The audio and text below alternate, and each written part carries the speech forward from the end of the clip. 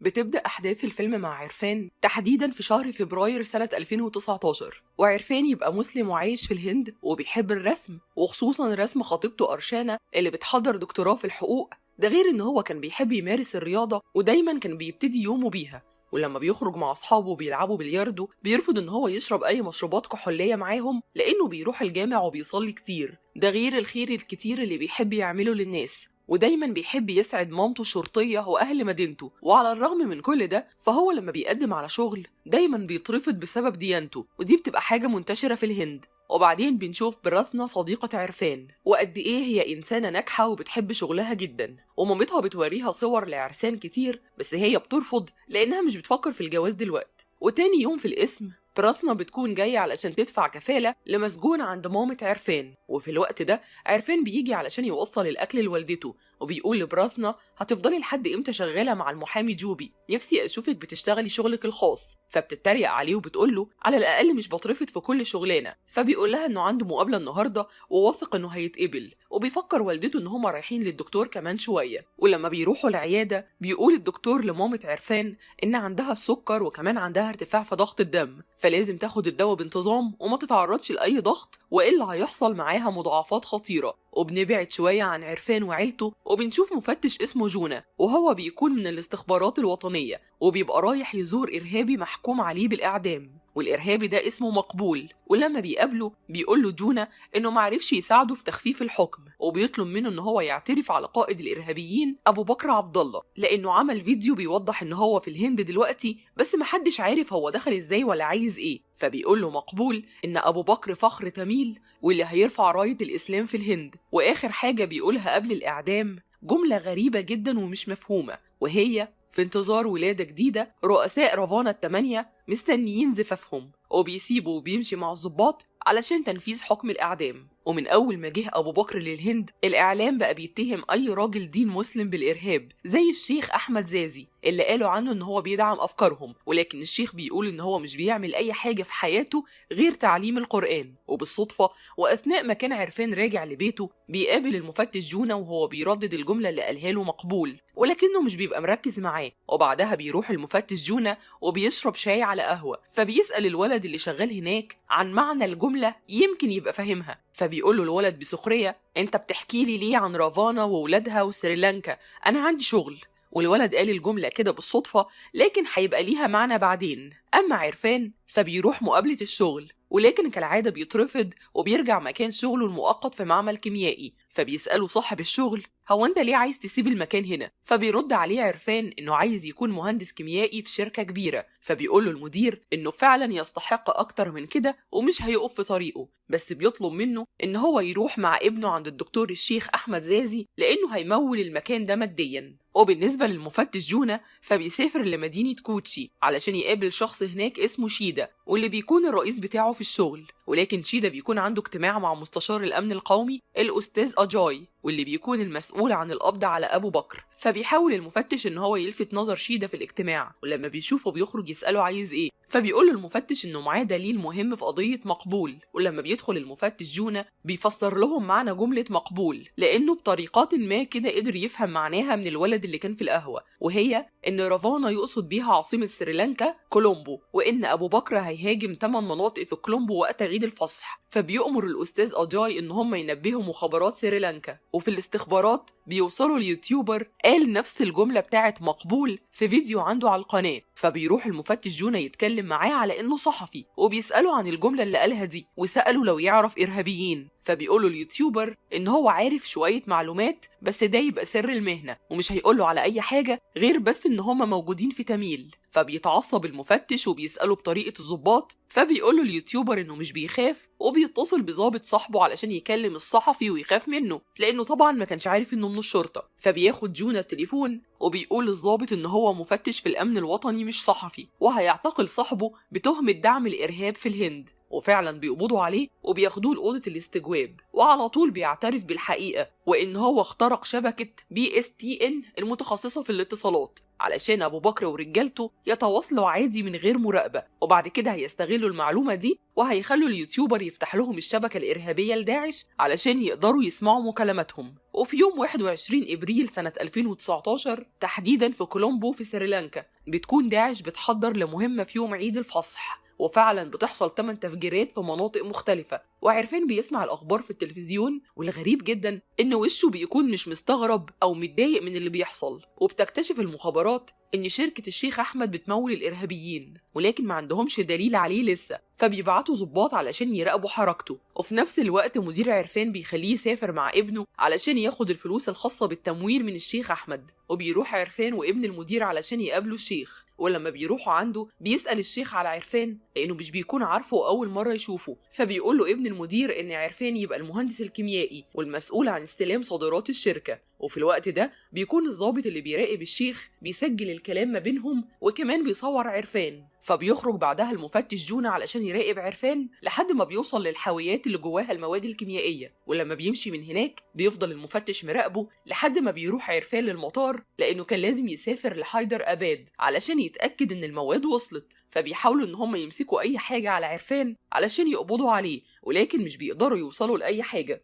وفي الوقت اللي المفتش بيراقب فيه عرفان بتيجي ست تخبط فيه، فبيختفي عرفان من قدامه. وبيروح عرفان المطار عشان يرجع لبلده، ولكن وهو ماشي في ممر الأمن مش بيلاقي تليفونه في جيبه، فبيروح علشان يعمل شكوى. فبيديله ضابط استمارة علشان يملاها، وبيملى منها شوية بيانات، بس بعدها بيلاقي نفسه هيتأخر على الطيارة، فبيسيبها وبيطلع يجري علشان يلحق الطيارة، بس مش بيقدر ان هو يلحقها. فبيوقفوا الضابط وبيطلبوا منه يشوفوا ايه اللي جوه الشنطه، فبيرفض عرفان وبيقول لهم انتوا ليه محسسين ان فيها قنبله. فبيقبضوا عليه لحد ما الضابط المسؤول عن القضيه يجي، ولما بيساله انت ليه قلت كلمه قنبله في المطار، فبيعتذر له عرفان وبيقول له انه كان متعصب. وبيجي تليفون ليهم من الاستخبارات علشان يخلوا عرفان يمشي، لان عرفان بقى خيط مهم جدا ليهم. وبعد ما بيسيبوه بشويه صغيرين بيحصل انفجار في حيدر أباد، ولما بيرجع عرفان تشيناي بيركب مع صاحبه في عربيته، وبتروح أنيشة علشان تفتش بيت عرفان. ولكن في الوقت ده بتيجي معلومات للمخابرات إن الانفجار في المطار حصل عن طريق مكالمة، وللأسف كانت من تليفون عرفان. وبكده بيتفق رجالة الأمن الوطني إن عرفان نفسه يبقى هو أبو بكر، ولازم يقبضوا عليه فوراً. وفي الوقت اللي بيوصل فيه عرفان لبيته الضباط بينزلوا ما عدا أنيشة اللي بتبص على شوية معلومات على اللابتوب بتاع عرفان، وبيكون الوقت قدامها ضيق جدا، بس بتلاقي مقاطع للشيخ أحمد والانفجارات. وفجأة بيفتح عرفان الباب، فبتستخبى أنيشة في المطبخ. وفي نفس الوقت بيؤمر الأستاذ أجاي إن هم يقبضوا عليه حي وينزلوا شكله في كل مواقع التواصل الاجتماعي في العالم. وفعلا البوليس بيطلع لعرفان وبيقبضوا عليه، ولما بتحقق معاه أنيشة بتسأله هل صدفة إن أنت تهدد المطار بوجود قنبلة وبعد شوية يحصل انفجار من تليفونك اللي بتقول عليه إن هو ضاع؟ فبيقول لها إن فعلا تليفونه ضاع ومش معاه. فبتقوله لو صدقتك في دي، طب ليه جبت كمية كبيرة جدا من المواد الكيميائية من اللي بتدخل في صناعة المتفجرات؟ فبيقول لها إنه ما يعرفش حاجة عن الكلام ده. فبتديله وقت يفكر لحد ما ضابط من المخابرات بيجي وبيسأله أسئلة كتير عن داعش وإن هو متخصص في القنابل، ولكن عرفان بينفي كل ده. فبيعذبوه بوحشية جدا وبيستجوبوا أي حد قريب من عرفان زي والدته وصحابه وكمان مديره في الشغل، وبيفصلوا والدته من الشرطة وبيسموها أم الإرهابي وبيخلوها تسيب الشقة، وكمان بيهددوا برافنا اللي بقت محامية عرفان إن هم هيرموا مية نار على وشها لو حضرت في المحكمة، ولكنها مش بتخاف منهم وبتقول لهم إنها هتحضر حتى لو على كرسي متحرك. أما عرفان فعلى الرغم من تعذيبه وإن صورته بقت في كل مكان على إنه إرهابي، إلا إنه مش راضي يعترف بحاجة للبوليس. وبالنسبة للمفتش واليوتيوبر فبيقدروا إن هما يخترقوا شبكة داعش، بس محتاجين وقت علشان يراقبوا مكالماتهم. وعند الضباط اللي بيراقبوا الشيخ أحمد بيسمعوه وابنه بيقوله إنه لازم يسافر أمريكا في أسرع وقت، والشيخ هيسافر على ماليزيا علشان القلق اللي في الهند. وبتجيله مكالمة على التليفون، ولما بيرد محدش بيتكلم، فبيشك إن هو متراقب. فبيقول لابنه إنه لو عرفان اعترف إحنا هنروح في داهية. فبيقول له ابنه إن كل حاجة هتبقى كويسة. وبعدها بتيجي مكالمة على تليفون رياض ابن الشيخ، بس بتبقى مشفرة، فمش بيقدر البوليس إن هو يسمعها ولا حتى اليوتيوبر لأنه كان وقتها مشغول. وفي الاسم بتحاول برفنا إنها تاخد ميعاد علشان تقابل عرفان، بس أنيشة بتقول لها مفيش زيارات للإرهابيين.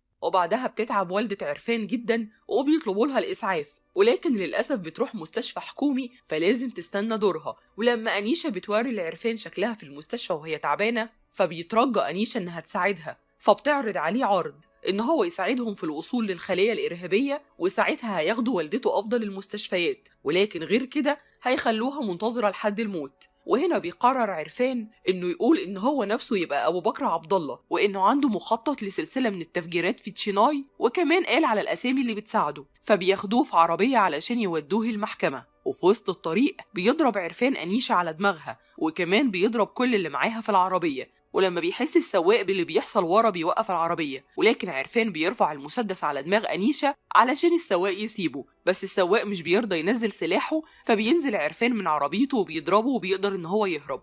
وبعدها بيروح للمستشفى علشان يطمن على أمه، فبيقابل براثنا الأول علشان يقول لها إن هو بريء، فبتقوله إنه يسلم نفسه للشرطة وهي هتساعده، فبيقول لها إن محدش هيقدر يساعده غير نفسه، وبتديله تليفون علشان يكلم والدته من عليه، وفعلا بيكلمها وبيطمن عليها. وآخر حاجة بتقولها إن عمرها ما هتصدق إن ابنها إرهابي، وبعدها بتموت. فبيطلع عرفان يجري على أوضتها وبيمسكوه الضباط، بس بيضربهم، وبيقرر إن هو يدخل يشوف مامته بدل ما يهرب، وبيفضل يعيط لما بيفتكر كل لحظاته معاها. بس البوليس بيقطع أفكاره دي وبيطلبوا إن هو يستسلم، بس هو مش بيرضى وبيجري منهم، وبتحصل مطاردة سريعة جدا، ولكن عرفان بيقدر يستخبى ورا القطر ومش بيعرفوا يمسكوه لحد راياز ابن الشيخ أحمد ما بيجي علشان يهربه. وفي نفس الوقت كانت براثنا بتدور على أرشانة علشان تثبت إن عرفان كان معاها وقت تفجيرات سريلانكا. أما البوليس فبيكتشف إن كل اللي قاله عرفان ده كان كذب، وإن أسامي الإرهابيين اللي قال عليهم